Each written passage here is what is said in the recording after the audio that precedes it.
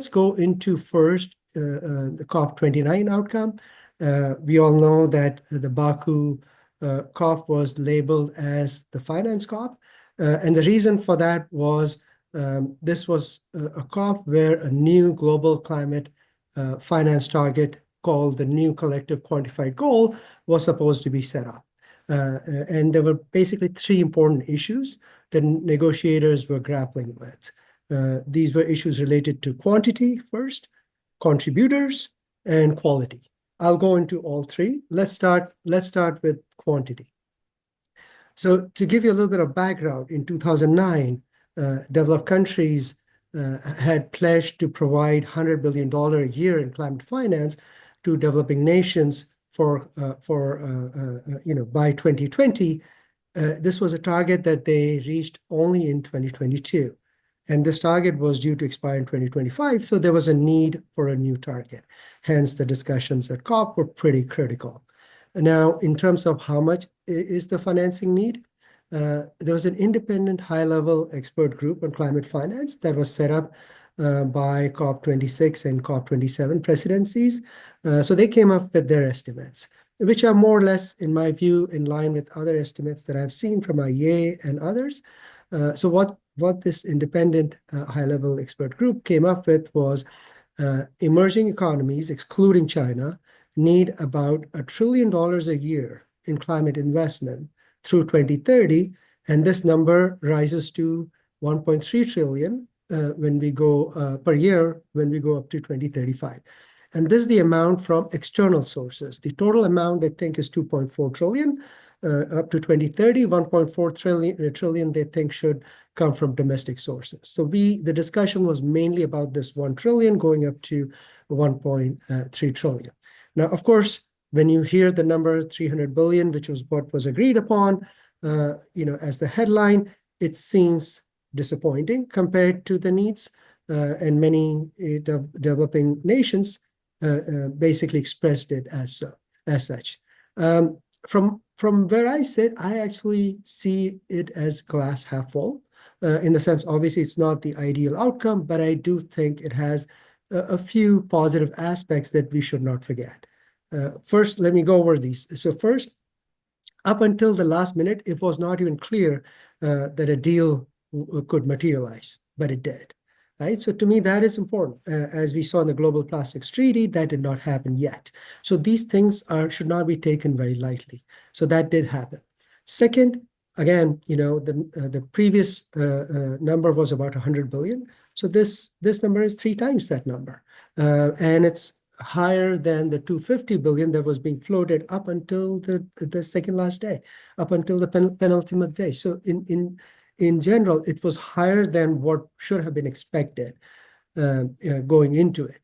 And then when you think about this target of 300 billion, the important thing to understand is actually this target is achievable. And let me explain why. There was a statement that was released by multilateral development banks heading into COP29, where they said that the annual collective climate financing should reach about 120 billion a year by 2030. And in addition, they said that they can mobilize private capital amounting to about 65 billion. So a total of about 185 billion per year, multilateral development banks can source. So if you're thinking about 300 billion as a target, we are short a little over 100 billion. And when you look at the breakdown of the 2022 data that was released by OECD last year, roughly about 50 billion of the 116 billion that was contributed in 2022 came from bilateral sources, both direct bilateral funding as well as private funding that was mobilized using these bilateral funds. So if this number of 50 billion were to double, we pretty much hit the 300 billion target. So therefore, this target is actually achievable. I think, again, this should not be taken lightly.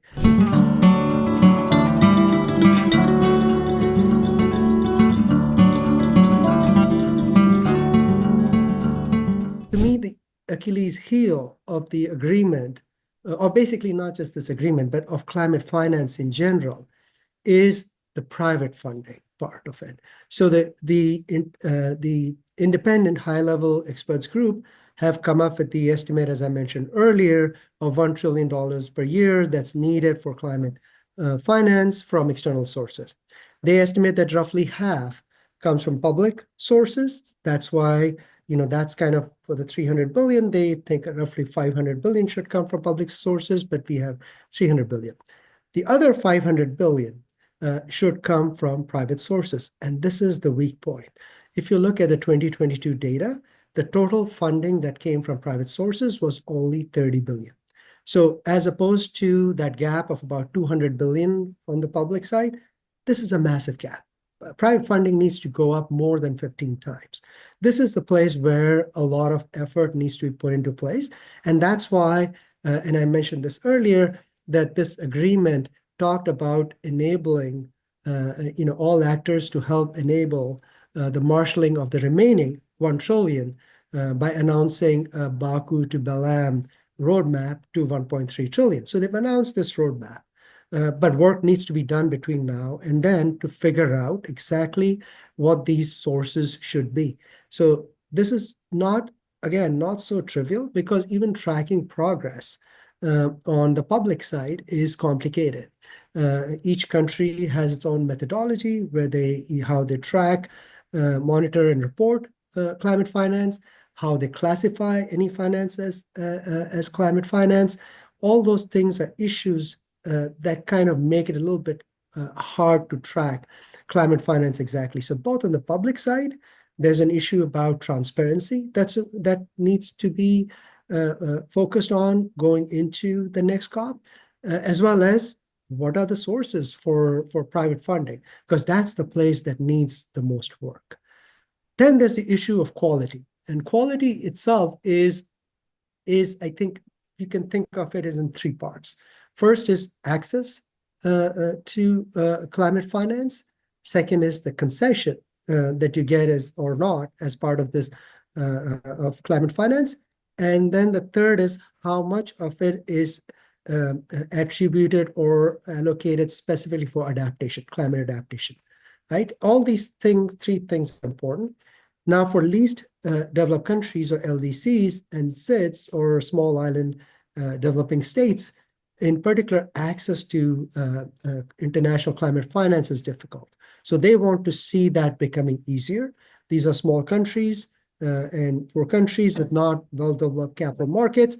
So it is not so easy for them to access this financing. So this needs to be worked on, to be clarified, so that it becomes easier to track and source funding specifically for these countries.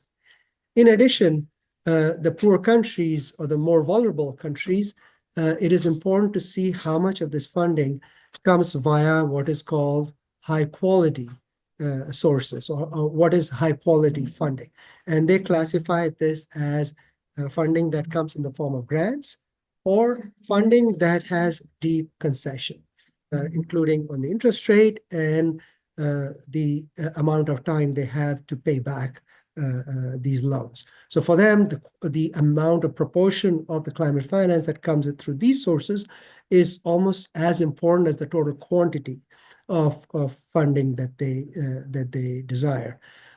So that's on those two aspects. Now, adaptation is important because that's particularly difficult to fund. In general, for mitigation, it is a little easier to find financing. These are typically more projects what are called more easily bankable, in the sense that typically they would be funding some, let's say, some power source, let's say a solar plant, wind power, and so on, which have in general a PPA attached to it. So there's a source of revenues that come with it. So it becomes easier to finance that. It's adaptation and resilience that's a little bit more difficult because there are no easy source of revenue, at least not in the near term, that you can attach to that funding. So it's important to sort of already state how much of the funding from the 300 billion should go towards adaptation.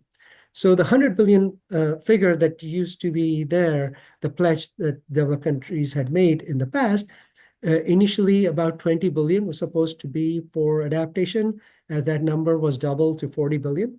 This time around, they haven't arrived at any such sort of pledge about how much should go towards adaptation. What I would say is going into Belém, it's important to sort of have some sort of a estimate or some proportion that is agreed upon, which is specifically put aside for adaptation.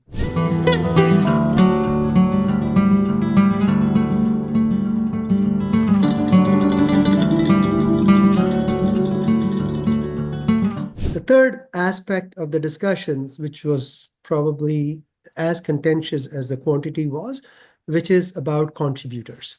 Like who should contribute to this final pledge that's been made.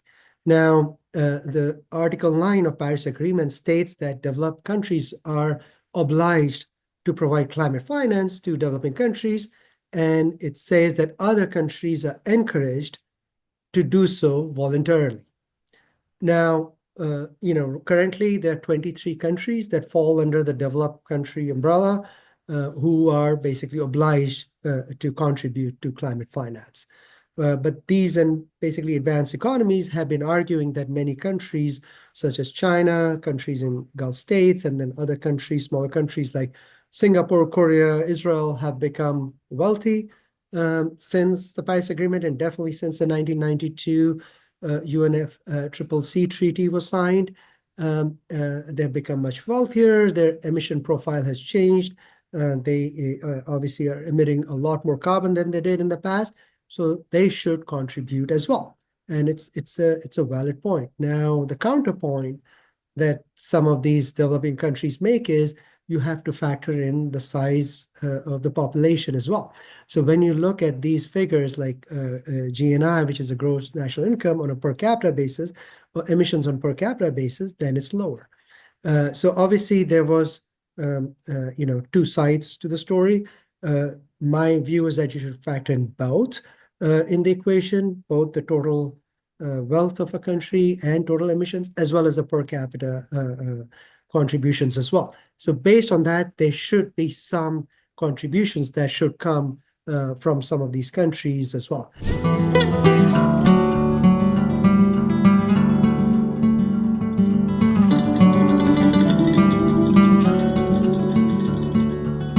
When President Trump won last time around 2016, he announced a withdrawal from the Paris Agreement by July of 2021, so about, let's say, 6 months into his presidency. There were some conditions which made it so that you could not exit the Paris Agreement immediately. It needed about 3 years or so to actually exit formally from the Paris Agreement. And the way it turned out was in 2021, President Biden took over and he re-entered Paris Agreement. So in theory, US never really left the Paris Agreement because of those issues. This time around, those constraints are not there. So it's very likely that President Trump, when he takes office, similar to last time, one of the first things he will do once he gets into office will be to withdraw the US from the Paris Agreement. So that should not come as a surprise to anybody. He has said it, he's on the campaign, he did it last time. The bigger surprise, or not a surprise per se, but the bigger risk, I would say, is if he were to withdraw from the UNFCCC treaty entirely. This is important because last time President Biden was able to re-enter Paris Agreement fairly easily because the treaty was still in place.